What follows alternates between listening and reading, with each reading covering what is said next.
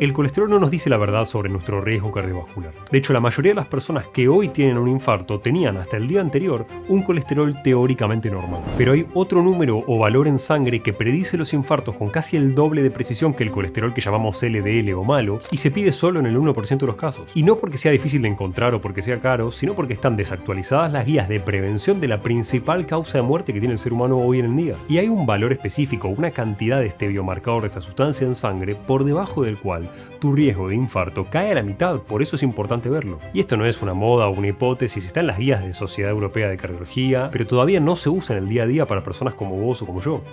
Esta sustancia o este biomarcador es ApoB o apolipoproteína B, y lo que te dice no es cuánto colesterol tenés, sino cuántas partículas dañinas tenés flotando en sangre que pueden pegarse a tus arterias todos los días. Y la diferencia entre estas dos cosas importa mucho, porque el colesterol que vos llamás malo, LDL, que es el que hoy mide tu médico en general, puede estar perfecto mientras que tus arterias se estén tapando y generando aterosclerosis igual. Pensalo de una manera muy simplista. Imagínate tus arterias como rutas o autopistas. El colesterol se transporta dentro de camiones, pues no puede viajar solo en sangre. Algunos de esos camiones son grandes y están llenos, y otros camiones son chicos y están medio vacíos. El LDL, el colesterol que vos llamás malo, entre comillas, que es lo que te miden hoy en día, te dice cuánta carga total hay en esos camiones. El ApoB te dice cuántos de esos camiones hay. Y lo interesante es que para que se deposite ese colesterol en tus arterias, lo que choca con esa arteria es el camión, no es la carga. Y a más pequeños son esos camiones o esos barcos que transportan el colesterol por tu sangre, más riesgo tenés de que se depositen en tus arterias. De hecho, dos personas pueden tener exactamente el mismo LDL en su análisis, el mismo colesterol malo,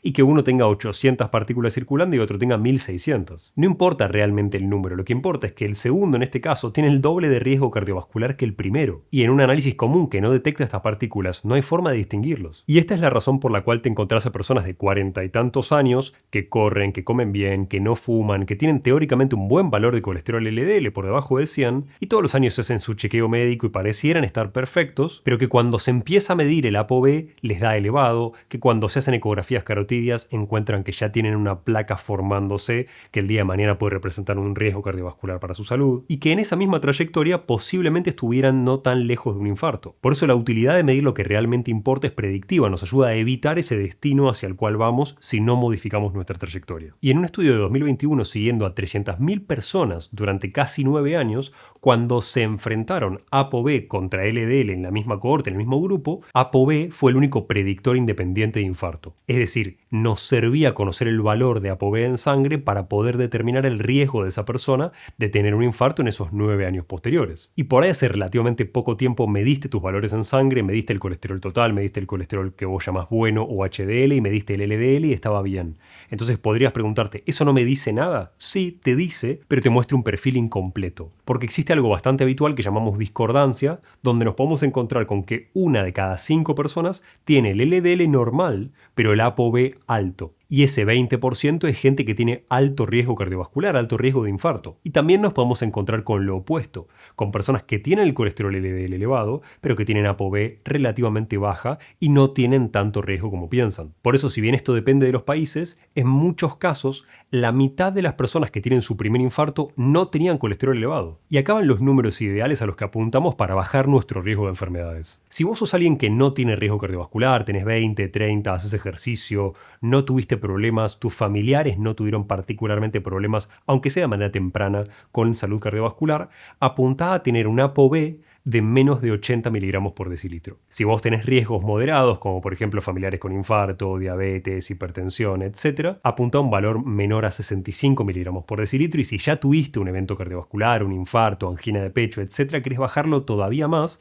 querés bajarlo a 50 miligramos por decilitro. Y ya vas a entender por qué esta diferencia. Es importante porque en muchos laboratorios no la tenemos en cuenta. Pero llévate la idea de que el valor óptimo y el valor normal no son lo mismo, que el valor óptimo puede depender de tus circunstancias y el valor normal es el que llamamos valor de referencia, que suele llegar en la ApoB hasta 120 o 130 dependiendo del laboratorio. Esto no es protector. Es solamente el valor promedio que tenía el 95% de la población que no tenía enfermedad. Y el promedio que tiene la población no tiene absolutamente nada que ver con lo que va a hacer prevención de enfermedades y va a hacer más longevo a alguien. De hecho, siendo la primera causa de muerte en el mundo, el promedio poblacional en infarto es lo que define al problema y no a la solución. El objetivo de todos estos valores, de medir estas cosas, es llevar esos valores al punto en donde nuestro nuestro riesgo de infarto o de enfermedades cardiovasculares es lo más bajo posible. Y si tenés antecedentes familiares de infarto, de patologías cardiovasculares, sobre todo en personas de menos de 55 años, papá, mamá, hermanos, quien sea, es muy útil también medir otra sustancia llamada lipoproteína A. La lipoproteína A depende casi exclusivamente de tu genética, con lo cual la podés medir una sola vez en la vida y nos sirve para entender cuál es tu riesgo de base. La persona con más lipoproteína A tiene más riesgo y tiene que apuntar a tener menores valores de estas sustancias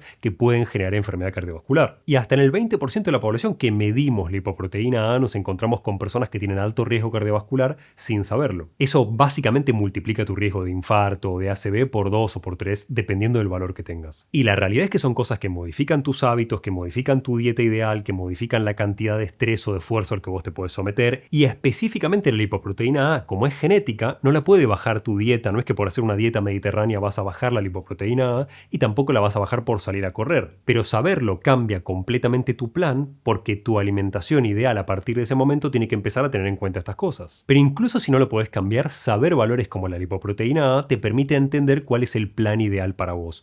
De alimentación por ahí no para cambiar esa lipoproteína A, pero sí para cambiar ApoB, para cambiar colesterol, para cambiar muchos valores más. Ahora que sabes esto, ¿cómo modificás tu conducta mañana para mejorarlo y para prevenir tu riesgo? El paso 1 obviamente es medir ApoB para entender dónde estamos parados. Es algo que incluso si no nos cubren los seguros suele ser bastante económico de pedir en un laboratorio y cada vez es más común y más fácil de encontrar. El segundo paso es que si podés midas esa lipoproteína A una sola vez en la vida, por más que sea algo genético, para entender si tu riesgo es alto o es bajo de base, sin hablar de hábitos de sueño, de alimentación, etc. Y el paso 3 es que si ApoB te sale elevada o si colesterol LDL, por más que no te midas nada, te sale elevado, que entiendas que hay 3 intervenciones que vos podés hacer para bajar ese valor, tanto de ApoB como de colesterol LDL, para bajar tu riesgo cardiovascular. El primero es reducir grasas saturadas a menos del 7% de las calorías totales. Lo que vemos con los usuarios de pulso es que mucha gente se excede en su consumo de grasas saturadas, consumen más de la que piensa, ni hablar de un usuario que está haciendo una dieta keto, por ejemplo. Pero incluso si vos no tenés pulso y no estás sacándole una foto a la comida para detectar cuánta grasa, cuánto hidrato, cuánta proteína tiene el plato, podés simplemente evitar ultraprocesados, evitar fiambres, evitar cortes grasos de carne, evitar manteca. No se trata de que saques todos, sino de que bajes la dosis semanal acumulada de grasas saturadas. El segundo paso que puedes dar para bajar ApoB y para bajar colesterol LDL también es aumentar la fibra soluble. Avena, legumbres, psyllium, hongos y varias opciones más en realidad. La fibra soluble tiene un efecto que es bastante claro sobre ApoB y que no es conocido, porque tu hígado produce ácidos biliares, que son sustancias, parte de la bilis básicamente, que te ayudan a degradar las grasas, a poder digerir las grasas. Y tu hígado y tu vesícula biliar los liberan a intestino justamente para ayudarte, sobre todo si hiciste una comida rica en grasas. Pero normalmente después de haber degradado esas grasas, tu cuerpo vuelve a reabsorber esos ácidos biliares para poder reutilizar ese colesterol. Pensalo como un circuito cerrado donde no se desperdicia ese colesterol.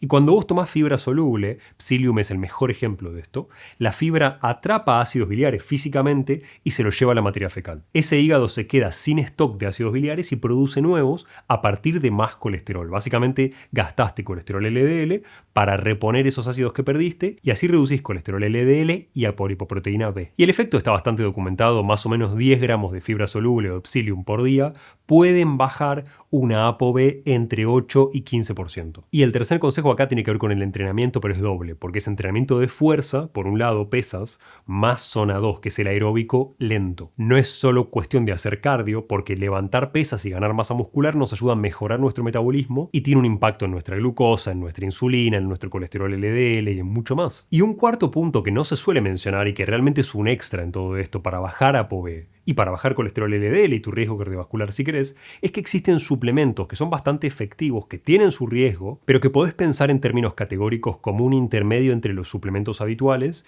y fármacos. El mejor ejemplo de esto es la levadura de arroz rojo, que es un suplemento, básicamente se extrae del arroz rojo, y tiene un compuesto llamado monacolina K, que es prácticamente igual a uno de los miembros de la familia de las estatinas, que son los fármacos usados para bajar el colesterol, que se llama lovastatina. Y el consumo de dosis habituales de levadura de arroz rojo puede bajar entre 15 y 25% el colesterol LDL y también la ApoB. Pero la realidad es que tenemos que medir estos valores para entender dónde estamos parados, pero también existen escenarios donde esto no es modificable por hábitos, sobre todo cuando tenemos mucho peso genético. Con lo cual, si después de 3 a 6 meses de estas modificaciones no ves un cambio suficiente, a veces vale la pena sentarte con tu cardiólogo y considerar otra opción más fuerte. Nadie desea necesitar un fármaco, pero las estatinas tampoco son un enemigo. Obviamente deberíamos hacer todo lo posible a nivel de hábitos y de cambios alimenticios para no necesitarlas, pero si la necesitas, el error está tomarla 10 años tarde cuando el daño ya está generado. Y te quiero dejar algo más que me parece esencial, sobre todo si tenés familiares con patología cardiovascular. Normalmente empezamos a hacer cosas para prevenir patologías cardiovasculares a los 40 o a los 50,